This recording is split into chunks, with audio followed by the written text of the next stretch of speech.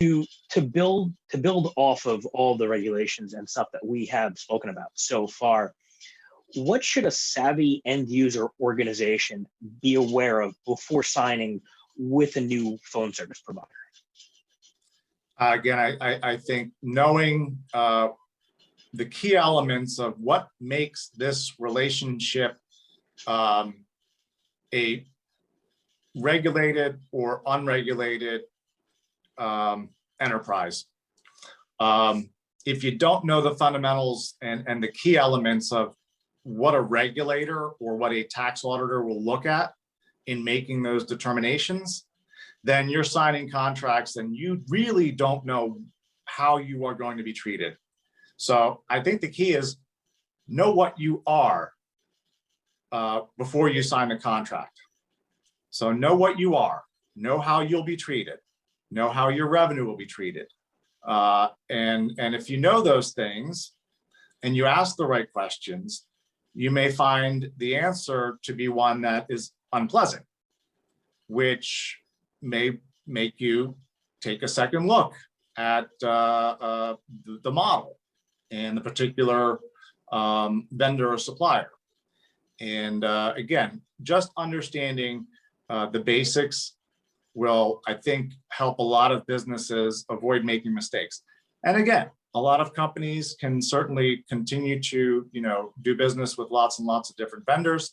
But knowing that you're potentially at risk, I think, can drive a lot of businesses to better solutions, better options, or just different options in the marketplace.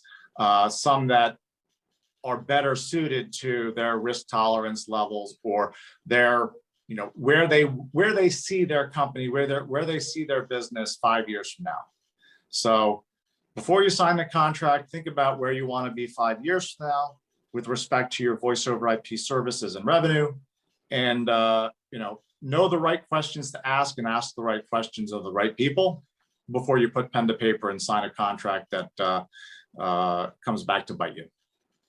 Absolutely, it's always good to ask new providers or any new vendor that you're working with, specific questions within their industry to see, if they are compliant for everything. One of the things that I typically like to do is to recommend, if anyone is looking for another VoIP provider, to take a look at the 499 filer database just to see if they're in there. And I'm aware that's a very, very small piece of the puzzle.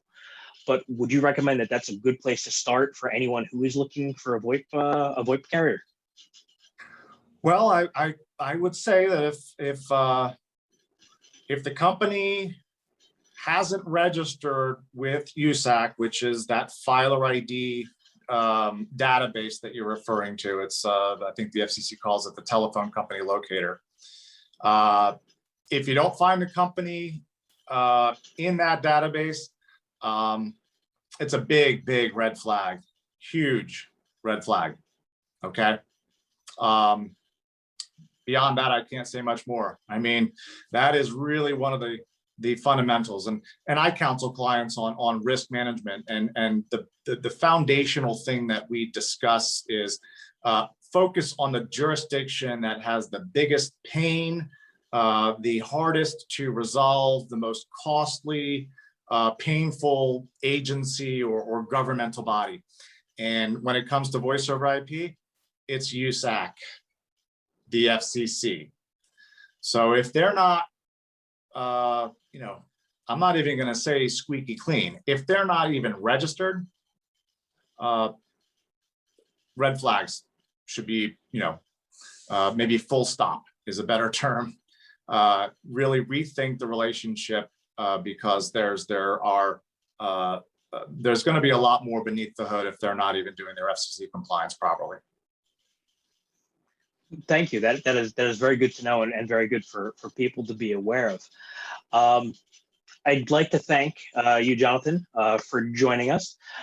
Again, any information in terms of our websites will be down below. I'm going to put up a special email address as well for any questions. Feel free, they can be directed to me, and then we could always ping Jonathan if need be. Jonathan, I thank you very much for your time. Thank you. I appreciate it.